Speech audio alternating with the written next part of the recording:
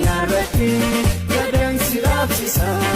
Alaabaa Oromoo ibsituu dukkana guyyaa dhaabbannee gabrummaa dhaabana. Dhiiraaf dhalaa keenya bakkuma jiranii dasii dhaabuuf jecha falmaarraaf dhumanii. Alaabaa Oromoo ibsituu dukkana guyyaa dhaabbannee gabrummaa dhaabana. Si dhaabbannee bulaa guyyaa tokko filee guyyaan sun ni dhufa hangam yoo turelee.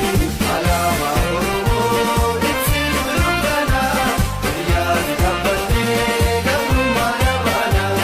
Asxaa singarayaa abdii walabummaa dhiigaan garsi dhaabnaa yaafaatii tokkummaa.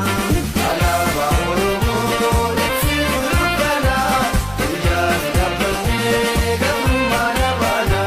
Balaa jiruuf keessaa atiis tarree galtee mallattoo mootummaa Oromiyaa taatee. Alaabaa Oromoo ibsituu dukkana guyyaa dhaabbannee gabrummaa dhaabana. Hundii ol si kaasaa ittee